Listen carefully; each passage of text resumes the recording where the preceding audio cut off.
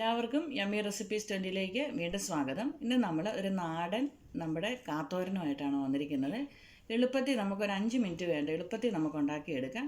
ഇതെല്ലാവർക്കും തീർച്ചയായിട്ടും ഇഷ്ടപ്പെടും. എല്ലാവരും ഇതൊന്ന് വീട്ടിൽ ട്രൈ ചെയ്ത് നോക്കണം. നല്ല നാടൻ അടിപൊളി ടേസ്റ്റിലൊരു കാത്തോരൻ നമുക്ക് ഉണ്ടാക്കിയെടുക്കാം. നമുക്ക് നമ്മുടെ നാടൻ സ്റ്റൈലിലുള്ള പെട്ടെന്ന് നല്ല ടേസ്റ്റായിട്ട് ഒരു കാത്തോരൻ നമുക്ക് ഉണ്ടാക്കിയെടുക്കാം. ഇതിന് നമുക്ക് അധികം സമയമൊന്നും വേണ്ട. ഒരു 5 മിനിറ്റ് ഉണ്ടെങ്കിൽ നമുക്ക് പെട്ടെന്ന് തന്നെ കാത്തോരൻ ഉണ്ടാക്കിയെടുക്കാം. അതിനുവേണ്ടി ഞാനിവിടെ എടുത്തിരിക്കുന്ന 3 കായാണ്. ഏത് കായ വേണമെങ്കിലും യൂസ് ചെയ്യുക. നമ്മുടെ ഏത്തവാഴയുടെയോ അല്ലെങ്കിൽ നമ്മുടെ റോസ്റ്റായുടെയോ പച്ചക്കായ ആയിരിക്കണമെന്ന് മാത്രമേ ഉള്ളൂ. അത് നമുക്ക് നല്ല ക്യൂബ്സായിട്ട് നല്ലപോലെ വെട്ടിയെടുക്കാം.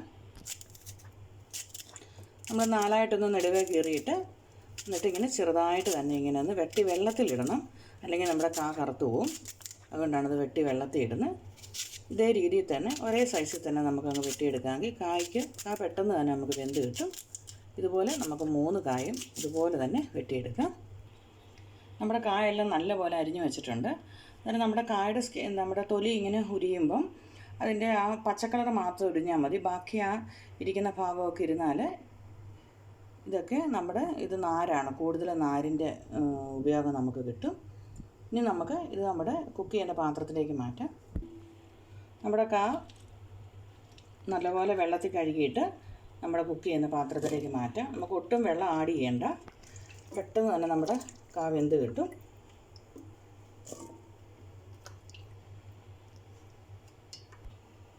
ഇനി നമുക്ക് നമ്മുടെ തോരന് വേണ്ടി ഞാനിപ്പം അരമുറിയില്ല തേങ്ങ എടുത്തിട്ടുണ്ട്. ഈ ഒരു അരമുറി തേങ്ങയുടെ ബാക്കി ഇത്ര ഇരിപ്പുണ്ട്.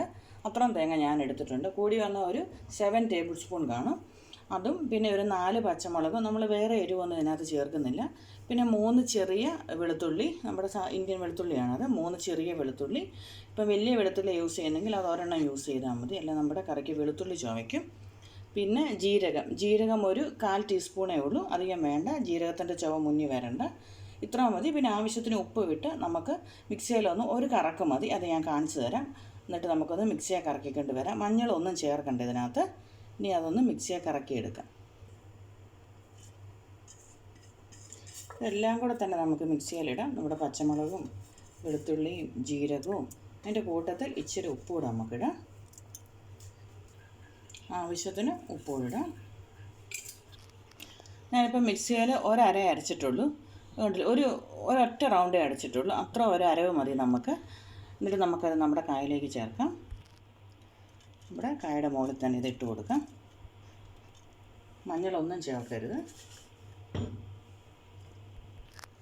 നമ്മുടെ മിക്സി കഴുകുന്ന വെള്ളം മാത്രം മതി, അതാണ് ഞാനിപ്പോൾ യൂസ് ചെയ്തിരിക്കുന്നത്. ഒരു 4 ടേബിൾ സ്പൂണോളം കാണും. അത്രയും വെള്ളമേ ഞാൻ യൂസ് ചെയ്തിട്ടുള്ളൂ. അതിലേക്ക് നമുക്ക് കുറച്ച് കറിവേപ്പിലയും കൂടി ഇട്ട് കൊടുക്കാം. ഇനി നമുക്കത് നല്ലപോലെ സ്പൂണ് കൊണ്ടൊന്ന് ഇളക്കിയേക്കാം. വെള്ളം ഇപ്പം കണ്ടില്ലേ, അടിയിൽ കുറച്ച് വെള്ളം മാത്രമേ ഉള്ളൂ, കാണാമല്ലോ അല്ലേ? ആ ഒരു വെള്ളത്തിൻ്റെ അളവ് മാത്രം മതി. ഇത് നമുക്ക് എന്നിട്ട് മൂടി വെച്ചൊന്ന് വേവിച്ചെടുക്കാം. ചെറുതീയെ തന്നെ വേവിച്ചെടുക്കാം. നമുക്കിത് മൂടി വെക്കാം ഒരു പാത്രം വെച്ച്. എന്നിട്ട് ചെറുതീയെ തന്നെ ഇതൊന്ന് വേവിച്ചെടുക്കാം. ഞാനിപ്പം മീഡിയം ടു ലോ ഫ്ലെയിമിലാണ് ഇട്ടിരിക്കുന്നത്. അതൊരു 2 മിനിറ്റ് കഴിയുമ്പോൾ നമ്മുടെ കായുടെ ഇത് വെന്ത് കിട്ടും. അന്നേരം കാത്തോരനല്ല ഇപ്പം നല്ലപോലെ വെള്ളമൊക്കെ പറ്റി വെന്ത് വന്നിട്ടുണ്ട്. ഇപ്പം നിങ്ങൾക്ക് തുറന്ന് കാണാം, ഇത് നല്ലപോലെ വെന്തിട്ടുണ്ട്. ഈ ഒരു പരുവം മതി നമുക്ക്. അത് കഴിയുമ്പോൾ ഇത് നമ്മൾ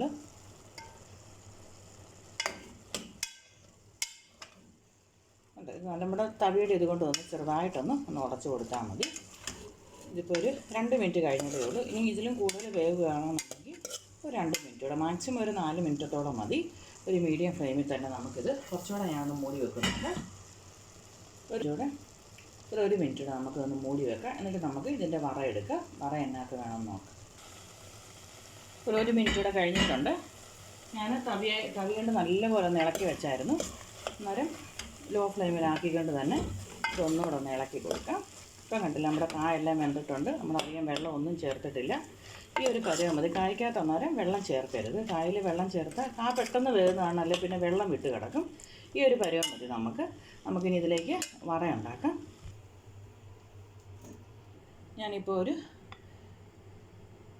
1 ടേബിൾ സ്പൂൺ എണ്ണ ഒഴിക്കുകയാണ്.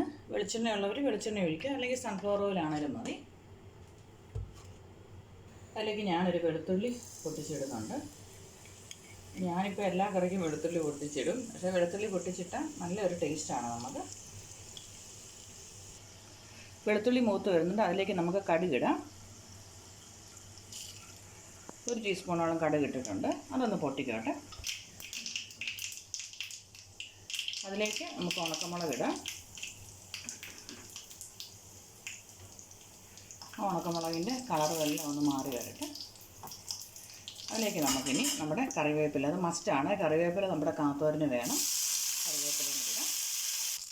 നമ്മുടെ കറിവേപ്പിലയുടെ ഇതെല്ലാം വെള്ളമെല്ലാം ഒന്ന് കുറഞ്ഞ് വന്നിട്ടുണ്ട്. അതിലേക്ക് നമുക്ക് ഈ പച്ചക്കളർ മാറുന്നതിന് മുമ്പ് തന്നെ നമുക്ക് നമ്മുടെ കാത്തോരനിലേക്ക് നമ്മുടെ വറയിടാം. നമ്മുടെ കാത്തോരനിലേക്ക് നമ്മുടെ വറ എടുത്തിടാം.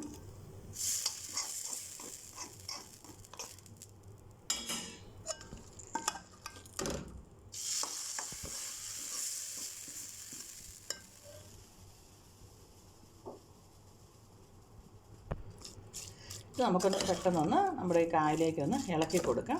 അതിനുശേഷം നമുക്ക് ഇത് 1 മിനിറ്റ് നേരത്തേക്കൊന്ന് മൂടി വെക്കാം. അന്നേരം നമ്മുടെ ആ ഫ്ലേവറെല്ലാം കൂടെ നമ്മുടെ കായലേക്കൊന്ന് പിടിക്കും.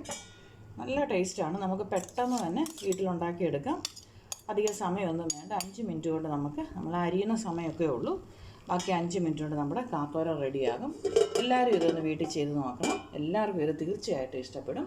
ഇനി ഇതുപോലത്തെ നല്ല നല്ല വീഡിയോകളോടെ നമുക്ക് വീണ്ടും കാണാം.